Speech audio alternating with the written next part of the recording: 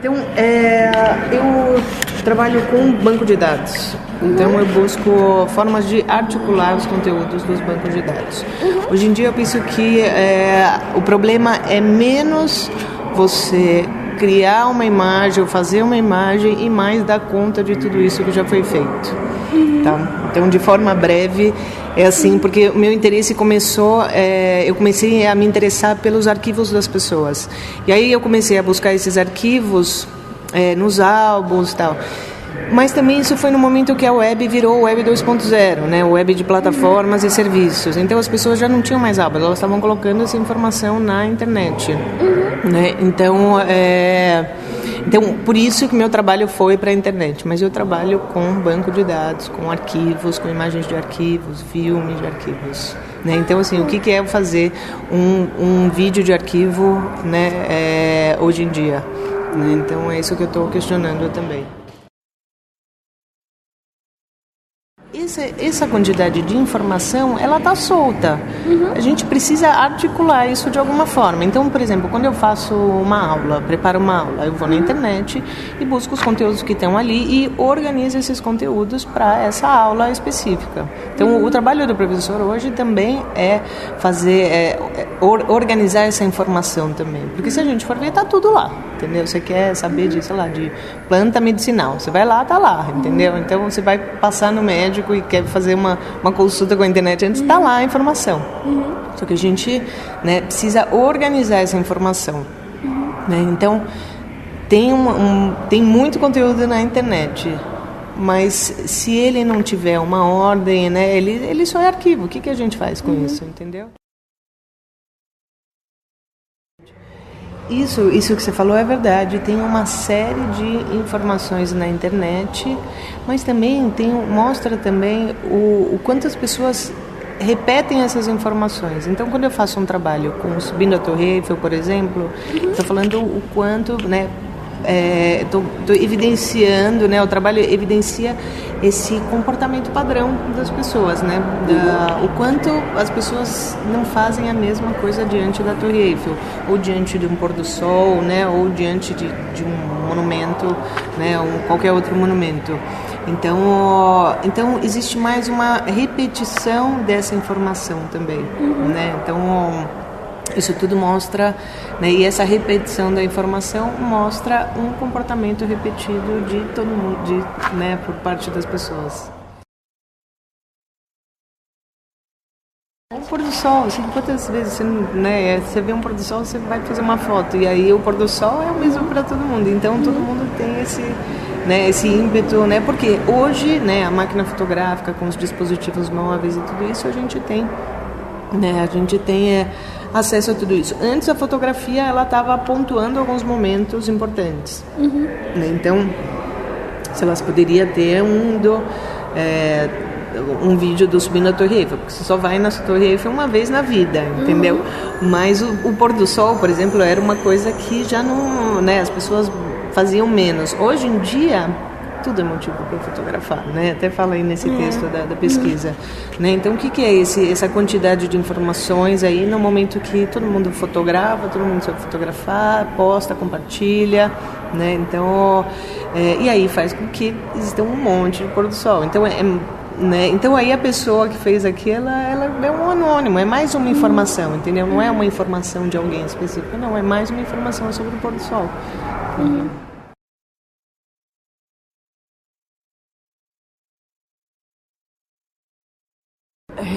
Então, como eu falei um pouquinho, né, o trabalho foi caminhando para a internet. Como eu me interesso pelos arquivos, então a internet virou esse lugar que abriga esses arquivos, que recolhe, que acolhe esses arquivos.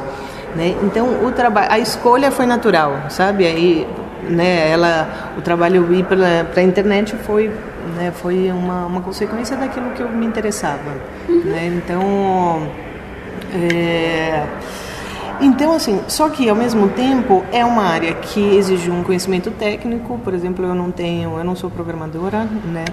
Mas eu estou ali lidando com todo mundo, né? Um mundo da programação, dos net artistas, né? Que são, né, artistas que estão que trabalham com programação, com internet, mas também articulam isso com o mundo da arte, porque também não adianta só você ser um programador e fazer trabalhos bacanas, interessantes e criativos e não articular isso com o mundo da arte, né? Com arte conceitual, com, enfim. Então você tem que estar, porque senão é uma experimentação, né, ligada à linguagem eletrônica, às novas mídias, né? Então, mas você tem que articular isso com o mundo da arte. Então, e aí, num certo momento, é um conhecimento que ainda não está na academia, né? Então, você está estudando e tal, mas, por exemplo, eu tenho, sei lá, eu me formei em 2002 pela FAP, né? Então, é um conhecimento que ainda eu não tive lá, de net art. Entendeu? Então, isso eu fui atrás no mestrado. E no mestrado você é o pesquisador, então você vai dar a direção da sua pesquisa. Então, partiu isso, eu fui pesquisando, né, através da ajuda dos orientadores, dos outros professores da disciplina, mas eu fui encontrando um pouco da história da internet, né, da primeira geração da internet, que estava mais ligado aos aspectos da Web 1.0, HTML, links, que mais, GIFs, esses outros universos, e agora esses trabalhos de net art, né, mais nesse momento da Web 2.0 que tem aparecido, são esses trabalhos mais relacionados à busca, né, a banco de dados, tal, porque hoje é possível fazer esse tipo de trabalho, entendeu? Se eu quisesse fazer esse trabalho há, sei lá, 15 anos atrás, eu tinha que construir um YouTube. Né? Então não seria possível fazer esse trabalho há 10 anos atrás. Para eu fazer esse trabalho eu precisaria construir todos esses bancos de dados. Então a internet, dessa forma que ela está configurada hoje, ela possibilita que eu possa criar esses trabalhos e que outros trabalhos dessa natureza também podem aparecer. Então, por isso que a gente vai cada vez mais ver esses tipos de trabalho acontecendo, porque são trabalhos que partem da cultura da reciclagem, da cultura remix, né? Que é trabalhar essas informações, né? Porque à medida que você vai trabalhando essas informações, você vai trazendo uma outra informação, né? Um outro sentido para aquela informação que estava ali solta, né? E aí a partir disso você, né, consegue, sei lá, né, trazer outras dimensões, outras formas de perceber essas informações, coisas que não estavam ali quando o arquivo está solto ou em outro contexto, né? Você começa a ter uma outra dimensão de percepção desses arquivos.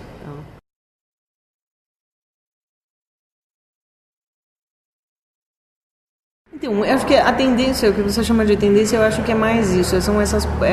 Isso de ser uma possibilidade hoje. Porque antes não tinha essa possibilidade.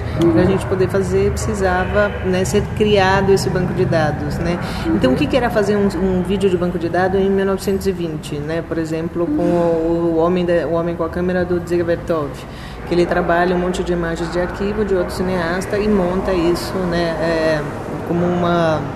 Ele mostra até no filme, né, a esposa dele montando os filmes. Você conhece esse filme? Não? Ah, eu já ouvi falar. Do Dziga Vertov. Então, assim, o que era um filme de banco de dados lá em 1920, no contexto, né, do cinema?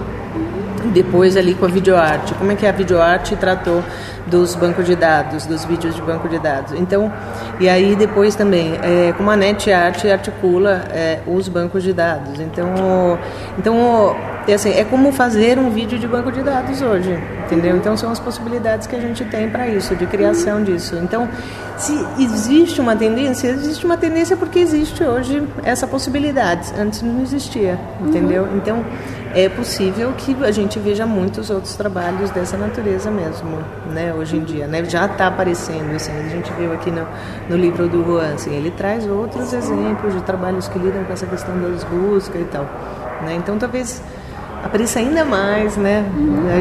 Essas possibilidades ainda não foram esgotadas, assim, digamos, né?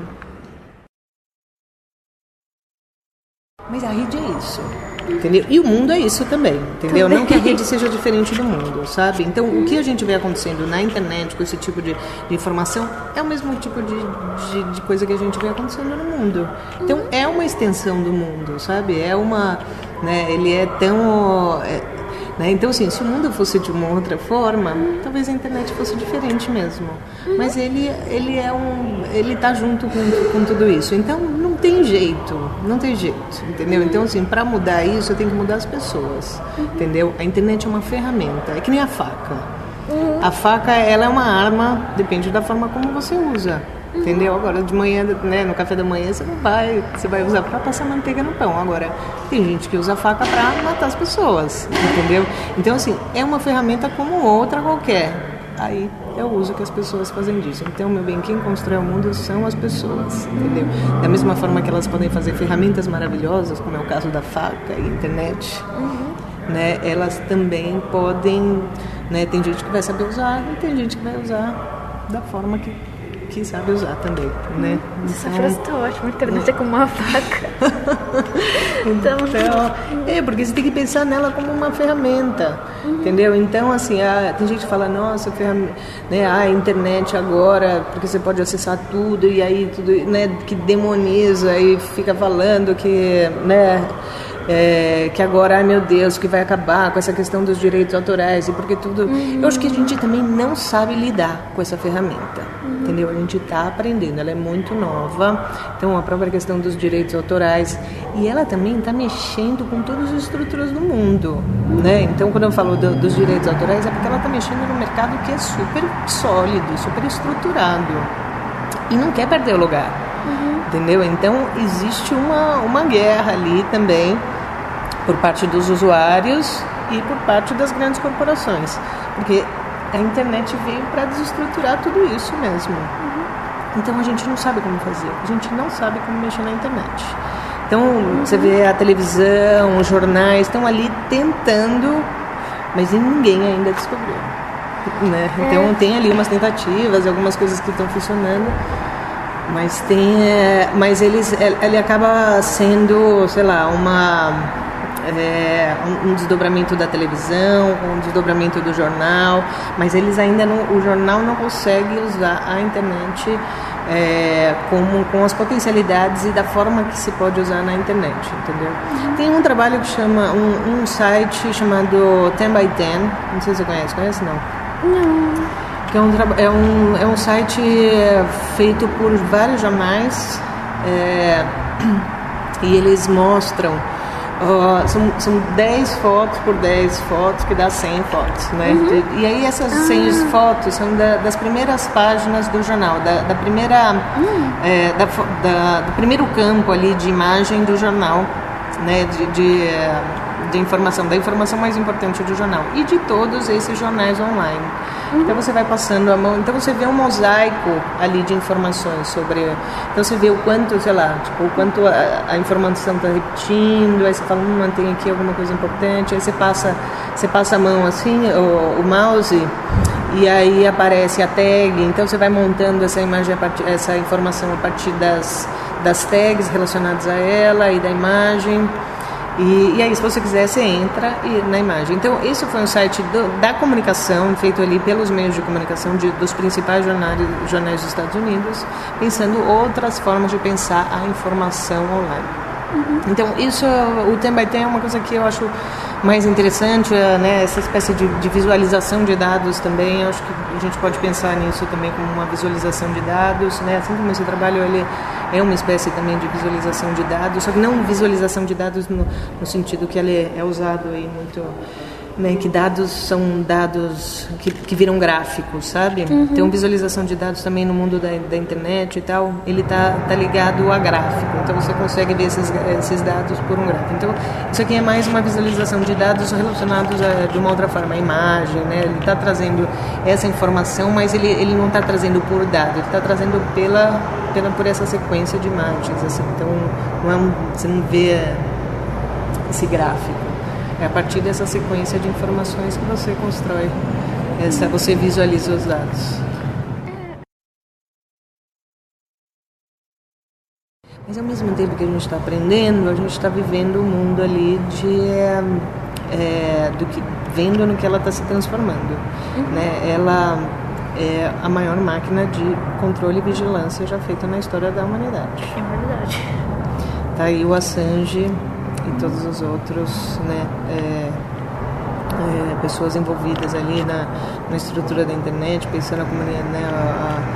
Então, o Assange lançou um livro agora que é A Liberdade e o Futuro da Internet, os Cypherpunks, né? E deu semana passada uma palestra no Centro Cultural sobre isso, no Centro Cultural São Paulo, né? Através da internet, assim, porque ele está preso lá na embaixada do Equador em Londres. Sim. Então, e ele fala exatamente sobre isso. Então, ele falou assim, olha, esse livro aqui não é um livro de orientação, é um alerta que eu estou jogando ali. Atenção. E aí, ele falou isso, sei lá, há 5 anos atrás. Agora, né, 2 meses atrás veio o Snowden falando, gente, é real, sabe? Está acontecendo isso. Eu estou aqui, trabalhei para isso, mas eu me recuso a fazer parte disso. O mundo tem que saber, sabe? Vocês estão usando a internet de uma forma e estão enganando vocês. A gente não sabe que uso estão fazendo dessas informações, entendeu? E aí essa questão também relacionada à privacidade.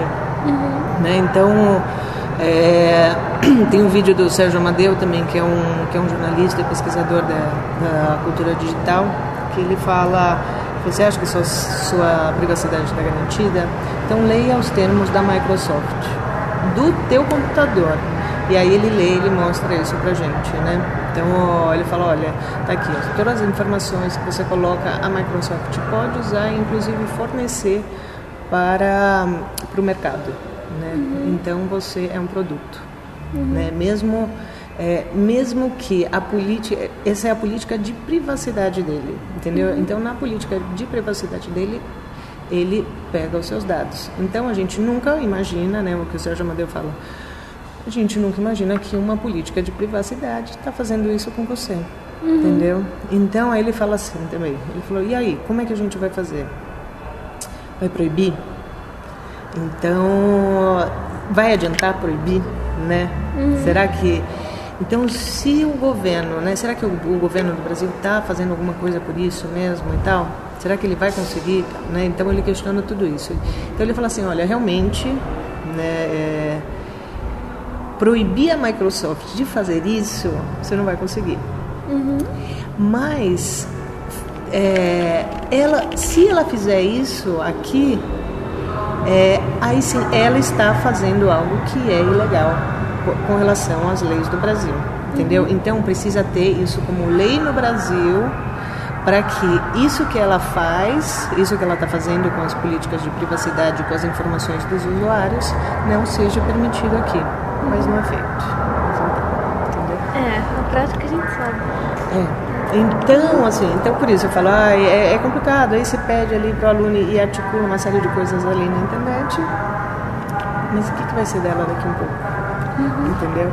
Mas ao mesmo tempo, é aquilo que eu te falei, é uma ferramenta, tem que saber usar, a gente tem que usar, entendeu? Porque, e aí esses movimentos são muito importantes estarem acontecendo agora no momento que isso está se formando, entendeu? Porque daqui um pouco, já que aí já está todo mundo com as informações lá e tal, e aí vai ser tarde demais, entende? Então, eu acho que isso também está aparecendo à medida que as coisas vão avançando. A gente nunca teve uma rede social, né, dessa natureza, então estamos vendo, aprendendo a lidar. E os Estados Unidos, né, essas grandes potências, são obcecados com, né, dominar o mundo e ter essas informações e tal. E aí tem nesse evento que teve a semana passada, a Gisele Bündchen, ela fala da dimensão. Ela é muito bacana que ela vai trazendo, ela vai vendo lá na frente também, né? Ela é uma super pesquisadora. E ela fala do tipo, tá bom, agora você vai no médico e aí ele vai analisar a tua íris. A tua íris, meu bem, fica no banco de dados na internet. Então... E aí, por exemplo, os olhos não mentem, né? Ela coloca no texto. Tanto é que os olhos não mentem. Então, aquela informação que você é, sei lá, ansioso, bipolar e não sei o quê, vai estar no banco de dados. Então, meu bem, a gente vai estar completamente rastreado. Entendeu? Então, ela dá esse exemplo da íris, mas isso vai ser em todos os departamentos. Entendeu? Crianças, quando entram na escola, hoje em dia já tem um chip no uniforme. Você não precisa responder chamada. A hora que você entra, ele já computa a presença. Entendeu? Então, nossa! Esse é o mundo da Web 3.0. É o internet das coisas. Né? Que as coisas e a internet estão conectadas. e as coisas também somos nós. Então a gente também não sabe como lidar com tudo isso. Isso tudo é novo pra gente. Então a internet, ela tá, né, ao mesmo tempo a gente tá aí colocando, né, quando a gente fala de rede social e de internet e tal, a gente também está falando dos nossos afetos, das coisas que a gente gosta, da autocomunicação de massa, como colocam o Manuel Castells também, né? Então a gente está vivendo a era da autocomunicação de massa, né? Então a gente pode falar o que quer, emitir e receber, né, trocar e né, compartilhar essa informação, mas ao mesmo tempo no que isso vai se transformar. Estamos aí trabalhando e observando tudo isso, né? Então não é à toa que essas pessoas, né, os anônimos, então, ou sei lá, os piratas, os partidos piratas, que eles estão se posicionando realmente com relação a isso, sabe? Então é fundamental, é uma coisa que nesse momento precisa estar acontecendo, porque senão vai ser tarde demais, sabe? A história veio dessa pesquisa, tentar entender por que as pessoas se relacionam da mesma forma diante de um monumento. Então me interessava essas imagens de pessoas com monumentos, sabe? Essa fotografia, essa clássica clichê fotográfico de turismo, de turista, sabe? Sabemos, todos sabemos, né? Aquela coisa. Então assim, me interessava saber por que as pessoas faziam isso e eu também, entendeu? Não era assim, as pessoas, não, né? Então temos junto aí, né? Com essas... E aí eu fiz uma viagem para a Europa e tal, sabe? E a Europa é um monumento do lado do outro. Então, assim, isso foi me chamando muita atenção, né? Então, aí quando eu voltei para cá, eu fiquei em casa um tempo, né, sem viajar, porque eu tive uma filha. Então, eu estava nesse momento aí cuidando da filha e tal, e comecei a buscar isso, né, na internet, né? Comecei a ver que isso estava na internet. Então, eu tinha um trabalho de fotografia com esses monumentos, onde eu olhava com ele com óculos espelhado e o monumento estava refletido dentro dos óculos, né? Então, invertendo a ordem, né? Então, normalmente é um monumento atrás e a gente na frente, então o monumento na frente, só que ao mesmo tempo que está na frente, ele está dentro dessa minha imagem, dentro desse retrato. Então, essa era a fotografia que eu tinha, mas aí, ao mesmo tempo que ela era diferente dos outros turistas, ela era igual ao mesmo tempo, né? Então eu comecei a investigar. Eu falei, bom, quero aprofundar o que tem aí, sabe? O que é esse comportamento? Aí por isso que eu te falo do comportamento padrão, de todo mundo fazer a mesma coisa, né? De se comportar do mesmo jeito diante do monumento, diante de um pôr do sol e tal, né? Então, e aí esse processo foi indo dessa forma. Aí esse viajante, ele sai dessa relação com os monumentos arquitetônicos, né? Que aí também fica um monumento, né? Esses monumentos são muito, muito clichês, e aí também eles estão, né, trazendo uma coisa de poder, de disputa entre um lugar e outro, sabe? Tem toda uma questão política ali por trás dos monumentos arquitetônicos, sabe? Então, isso passou a me interessar menos, a questão dos monumentos em si, mas passou a me interessar mais a relação do viajante, sabe? Então, aí eu costumo pensar nesse processo criativo, o percurso de um viajante, né? Então, no primeiro momento, ele está em relação a esses monumentos, depois ele passa a buscar situações de paisagem e vista, né? Que foi o Vista On, Vista Off que eu fiz no mês, né? Que a tag era a direção que o dispositivo apontava, mais a situação de vista. Então, vista aérea, mirante, vista panorâmica, tudo isso... Era nesse lugar que o viajante estava. Agora, nessa exposição, ele está em relação a esses monumentos naturais, que eu chamo de fenômenos naturais, na verdade. Então, o pôr do sol, o arco-íris, sei lá, uma tempestade, a aurora boreal, né? Então ele está, o arco-íris que está ali, entendeu? Então, esse que é os geysers, também os geysers, o geyser também era outro objeto que eu estava pesquisando para essa exposição, os icebergs também, né? Então ele estava trazendo toda essa dimensão assim dessa relação com o mundo, né? Então eu penso mais no processo de criação nesse viajante, assim, agora, para onde esse viajante vai, sabe? Então, ao mesmo tempo que ele pontua uma série de experiências dele, né, ele também abre para outras agora, né? Que eu mostrei para você. A plataforma, eu não preciso mais só fazer arquivos de viagem, né? Que eu fazia até então. Então abriu para eu convidar, sei lá, o Bruno que estava aqui para a gente fazer o projeto Cacofonia, abriu para com a Paula Barreto também fazer o Cine Fantasma, né? Abriu para eu também, junto com o Ricardo de Castro, fazer a versão Abravana, sabe? Então ele traz essas outras possibilidades também, sabe? Olha, eu, né, comentei um pouquinho com você naquela hora que eu estava mostrando, né, por exemplo, o trabalho, eu escolho o YouTube, mas na verdade não sou eu que escolho o YouTube, né, tem outras opções, mas o povo escolhe o YouTube para postar os seus vídeos. Então, aí vendo a API do YouTube, né, as regras de uso do YouTube, vi que também é possível usar o YouTube da forma que eu quero.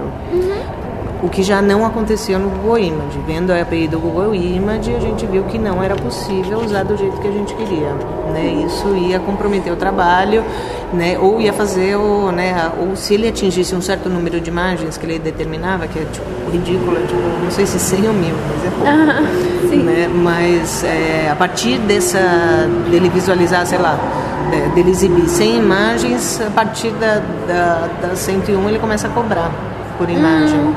Então já não dava para utilizar. Então esses parâmetros também vão nos ajudando, né, eu e o programador, a escolher quais são as plataformas que a gente vai usar, né? Então a escolha acontece dessa forma, assim, sabe? Então você pode até, no material gráfico estava que o texto a gente ia usar pelo Blogspot, mas o Blogspot não funcionou tão bem e o Twitter funcionou melhor.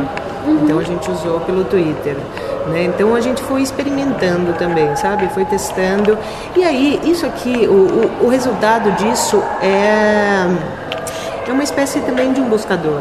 A gente está falando do mundo dos buscadores, né? Então, para cada um, eu estou fazendo uma busca diferente, né? Para o áudio é uma busca, para o vídeo é outra, tal, para tudo eu estou fazendo. Mas é um sistema de busca que, por exemplo, os buscadores não nos possibilitam fazer. Então, ele, ao mesmo tempo que ele conversa com esses bancos de dados, né, ele tem que ter essa conversa, entendeu, entre APIs, né, porque senão não tem, o trabalho não pode nem funcionar, né? A internet é o mundo dos protocolos. Se a gente não lida com isso, então a gente não consegue nem fazer o trabalho funcionar. Então a gente tem que seguir essas APIs, essas regras de cada banco de dados, né, para daí pensar um outro funcionamento que ele não prevê. Então ele é subversivo nesse sentido, né? Então ele não prevê que a gente vai articular dessas outras formas, entendeu? Então a gente está, né, colocando uma nova forma de você visualizar os resultados e dessa forma ele articulando diversas plataformas, né, para criar um resultado que tenha outro significado, que tenha um novo significado, né? Então, nesse caso, desse modo, assim, ele subverte esses mecanismos de buscas, mas ele não subverte nas APIs, porque se a gente for subverter nessa dimensão, a gente não consegue nem se comunicar com eles, entendeu? Por exemplo, uma coisa que eles não deixam é a gente tirar as propagandas, os banners, por exemplo. Tá vendo que apareceu um pedacinho ali? Porque o que a gente fez? Agora sumiu. A gente ampliou a tela maior do que essa janela para que na hora que ele aparecesse isso ficasse para fora, entendeu? Agora esse apareceu um pedacinho, então a gente tem que ir lá na programação ampliar ainda um pouquinho mais a tela para que as propagandas não apareçam, entendeu? Então, mas é uma coisa que tem lá na API. Se vocês fizerem isso, a gente vai identificar o uso e vai derrubar o seu trabalho, entendeu? Vai derrubar esse uso, eles não permitem. Então tá lá. Se você for ver tudo aí, tá, né, como dá pra ver um pedacinho, logo mais aparece mais um pedacinho de um aí. Mas, enfim, a gente teve que criar essa estratégia de visualizar ele maior, sangrar, para que na janela não apareça a propaganda, entendeu? Enfim, então a escolha da tecnologia é por isso, assim, na verdade. Eu preciso, né? O que eu preciso chegar é no subir na Torre Eiffel. E como é que eu faço para chegar nisso, entendeu? Então aí eu preciso pesquisar como é que eu consigo subir na Torre Eiffel. Então é assim que vem a escolha da tecnologia. Não é ela primeiro. Então é o trabalho, eu tenho um problema, entendeu? Eu tenho um trabalho, eu tenho um problema. Então como fazer esse trabalho e resolver esse problema, né? Essas questões que o trabalho, né, traz pra gente, né? Então é o próprio trabalho que vai pedindo também. Então assim, é o trabalho que pediu que fosse o YouTube, sabe? Se o trabalho fosse outro, talvez fosse o Vimeo, talvez fosse de uma outra forma, entendeu? Então ele que vai dando essa direção. Então eu vou ali sacando qual que né, o que ele está trazendo também, né, de tudo isso, mas eu não vem primeiro a escolha da tecnologia, sabe?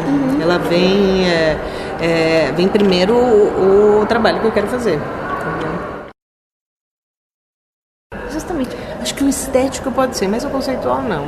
Quando eu estou te mostrando isso, eu estou te falando do lugar da arte conceitual. E estou falando de procedimentos conceituais também. Que o procedimento antes, o que era o procedimento, né, na arte conceitual nos anos 60, né, nos anos 70, 80 e hoje, entendeu? Então, hoje a arte conceitual passa por essa tecnologia também, né? Então, eu acho que ela acrescenta, né, ao mundo da arte nessa dimensão, assim, sabe? Então, a gente também, eu estou trazendo aqui um trabalho em processo, onde o resultado é menos importante, né? O resultado final, assim, né, como obra acabada, é menos importante, né, porque a ideia é mais importante no caso desses trabalhos, né? Então eu acho que e aí com isso vem uma nova estética também, sabe, né, uma outra estética, às vezes nova, né, eu não gosto de usar muito a palavra nova porque o que é o velho? Você, né, pede pra gente falar também o que é o velho. Então eu falo de outra, né? Então a outra, né? Até então a gente estava ali com outro tipo de imagem, com outro tipo de estética. Então o digital e as novas tecnologias, que não são novas também, né? Mas eles trouxeram essa complexidade também para tudo isso, né? Então só acrescenta, entendeu? Não é que então e agora? Não, e agora eu substituo? Não, e agora tem mais essa, entendeu? Então, para a arte conceitual, né, para a estética, né, então a gente está...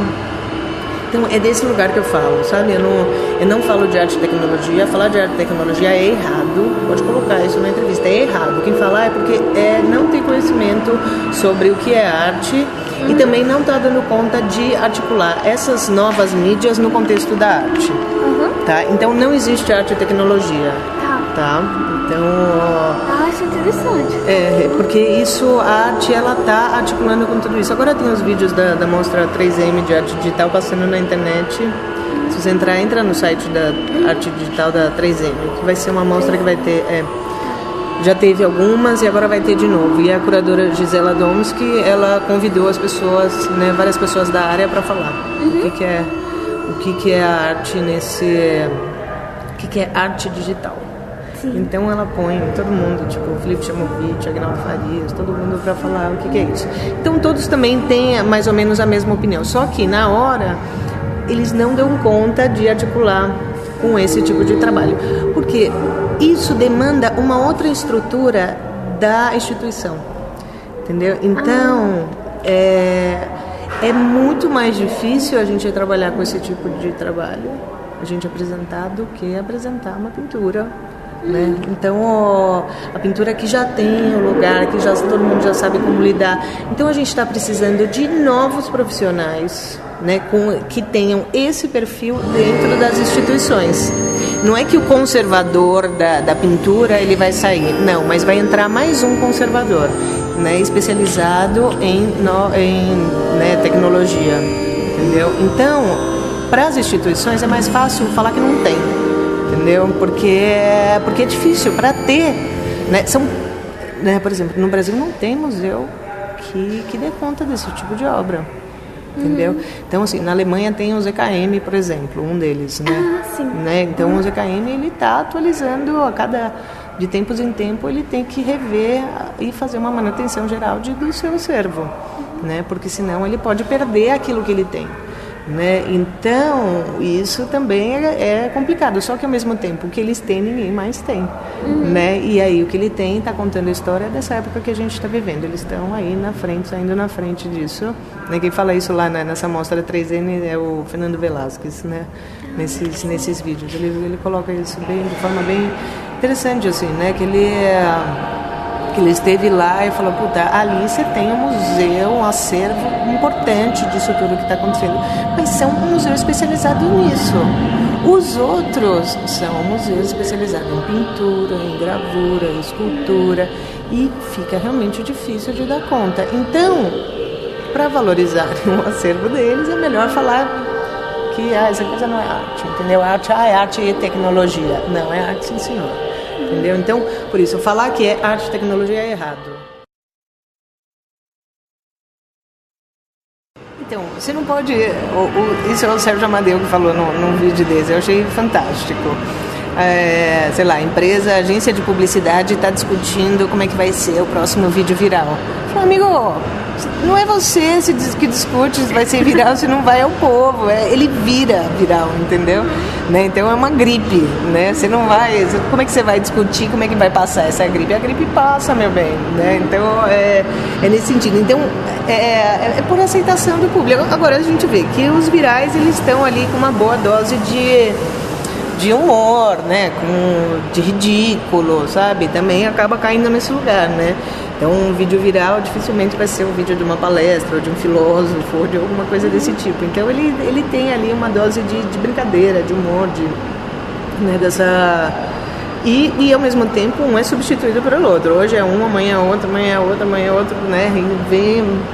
Então, por isso que acontece, assim, né? Pela aceitação. E é o povo que faz. São as pessoas que tornam ele viral. Eles, né? Espontaneamente, você passa para tua amiga. E espontaneamente tua amiga acha legal e vai passar para as amigas dela, entendeu? Então não foi a empresa ou a pessoa que determinou que isso ia ser, né, que isso ia ser viral, mas enfim, acaba também trazendo esse lado meio tosco do ser humano também, sabe? Tipo, né, quando a gente vê o que são esses vídeos virais, assim, né, às vezes coloca as pessoas em situações ridículas, né, tá trazendo ali uma dimensão ali que é engraçada e é triste ao mesmo tempo dessa nossa existência aqui. Mas é isso, o viral, ele acontece por aceitação e por compartilhamento, né?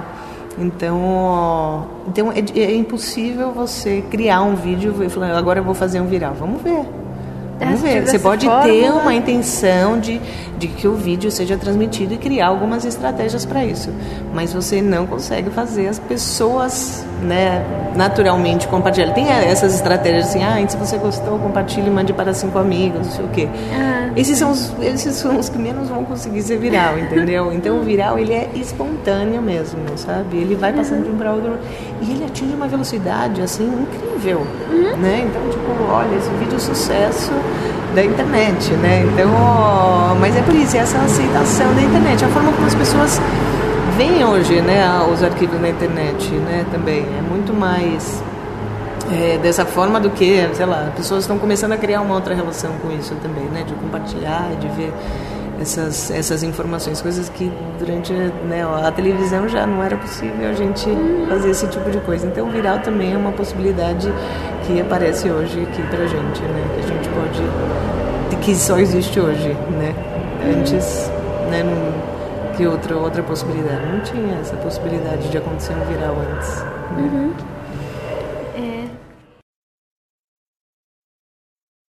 Tem que estudar, então academia, mestrado, doutorado, várias faculdades. Essa é a melhor forma de você dar a sua contribuição e estar em diálogo com as pessoas desse mundo, né? Então, né, no contexto nacional e no contexto internacional. Então, esse é o melhor lugar, tá? Então, a partir disso, festivais, é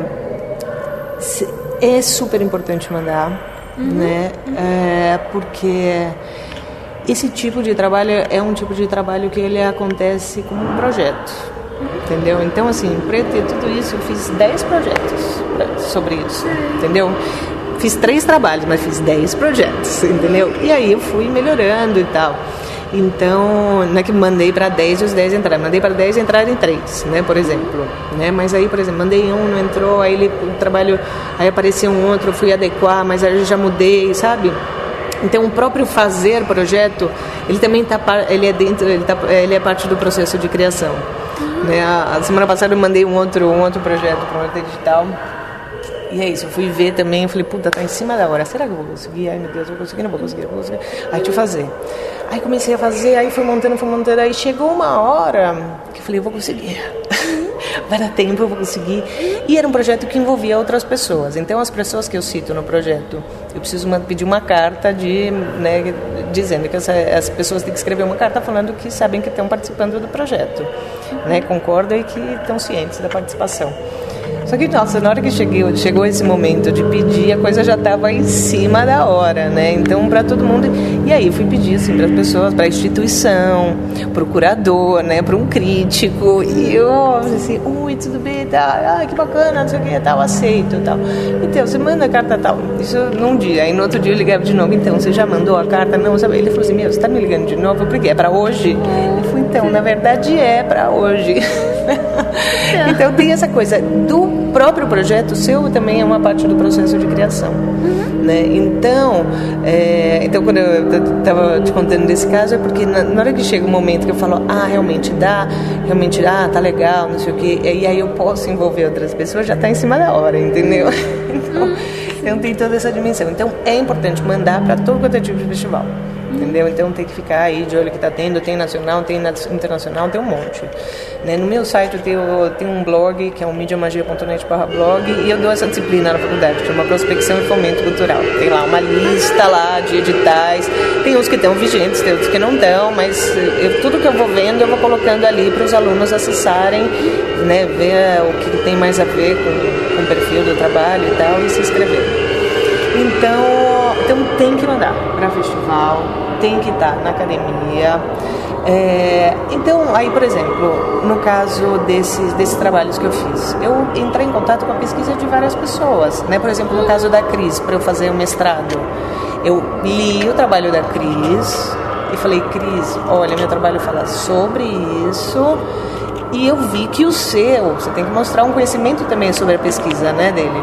Eu vi que o seu também fala sobre tal coisa.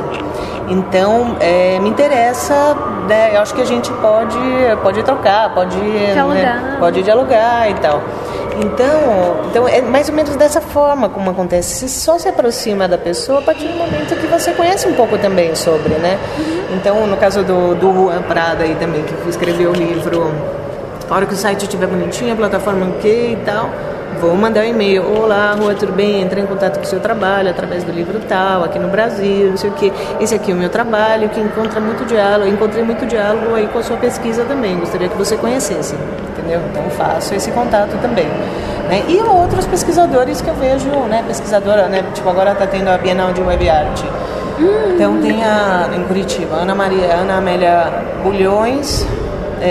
Eu não conhecia e também não conhecia meu trabalho, porque na internet ele ainda tá, eu ainda estou mexendo e tal. Então também, a hora que estiver pronto, manda um e-mail, olha, vi o trabalho da Bienal e tal, muito bacana o trabalho, queria que você conhecesse meu trabalho também. Beijo e tal, entendeu? Mandei, fiz um mailing também para mandar esse material gráfico, sabe? Então tudo isso são articulações porque você tem que fazer as pessoas se aproximarem do seu trabalho de alguma forma, né? Então tem que colocar ali em diálogo e, enfim, e a academia é o mais importante nessa dimensão, assim, porque é um lugar do conhecimento e é onde as pesquisas ali estão avançando também, né? Então a gente dá uma contribuição ao mundo da arte dessa forma.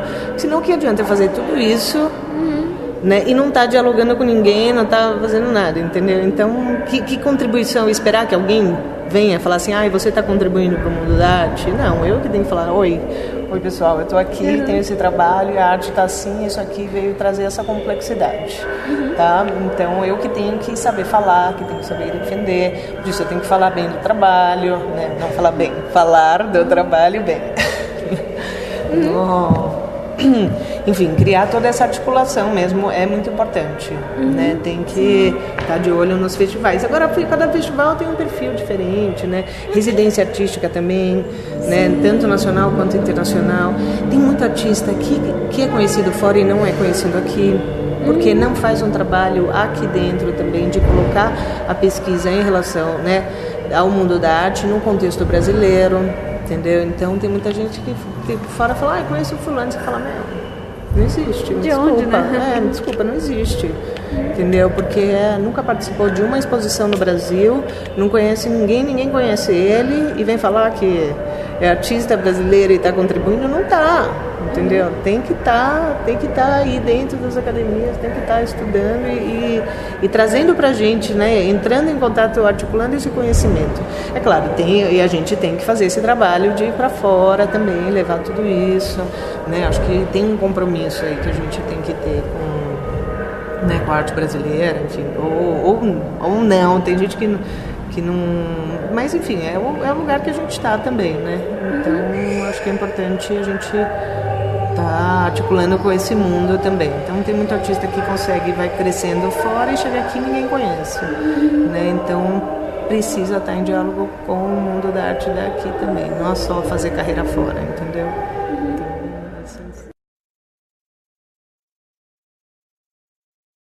Sim, a situação do vídeo relacionado à arte. Então, eu vejo cada vez mais aparecer esses vídeos de banco de dados, né? Muito pela forma como a internet se configura atualmente. Então, se a gente for, sei lá, pensar numa geração dos trabalhos de net art mais ligados à internet antes de ser essa plataforma 2.0, né? Eram completamente diferentes. Os trabalhos de vídeo eram completamente diferentes. Então hoje esses vídeos estão aparecendo cada vez mais, né? Artistas que eu acho interessante no contexto brasileiro, o Lucas Mambosi, fundamental aí para o meu trabalho, é um amigo, é um pesquisador, e a gente se aproximou muito depois, assim, né? Pelo trabalho também e tudo. E ele é um cara que articula muito bem com o mundo da arte, né? Ele veio da comunicação, mas foi importante ele ter vindo do mundo da comunicação, porque a arte também, ele não colocaria ele nesse lugar, né? Então a arte estava ali na pintura, na escultura, na gravura, né? na fotografia e tal. Então, como ele estudou comunicação, então ele teve um conhecimento que ele está trazendo para o mundo da arte, entendeu? Então ele está, só que ele não veio, mas ele articula fantasticamente, entendeu? Aí toda a especialização e toda a atuação dele é no mundo da arte. Então o Lucas é um artista que eu admiro,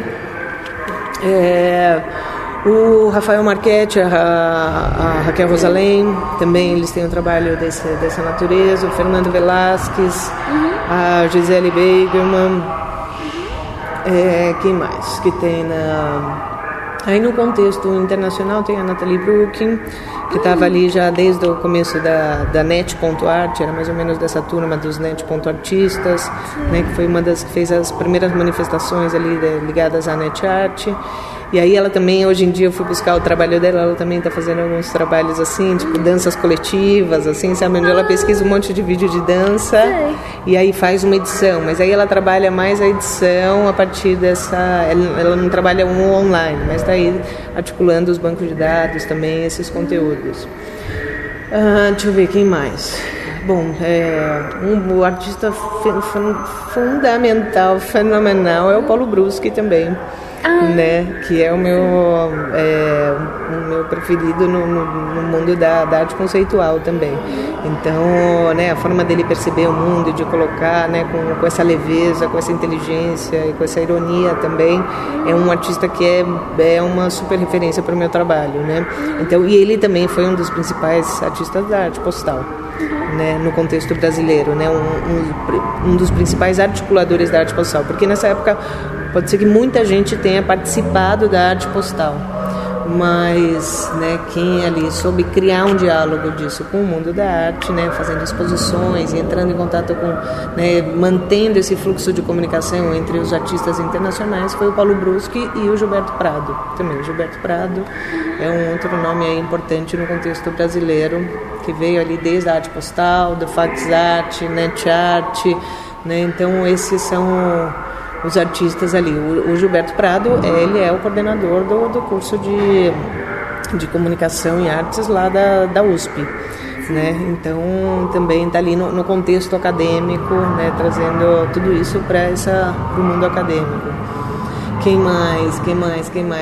E aí vai, entendeu? Aí tem mais um monte, aí mais trabalhos mais pontuais, aí falando mais desses artistas, assim, que eu vejo que tem ali uma atuação, uma preocupação com isso e estão se colocando criticamente com relação a esses trabalhos dessa natureza, né? Então, né, são essas figuras aí que são meus pares próximos e distantes também, internacionais, né, também, né? Entendi.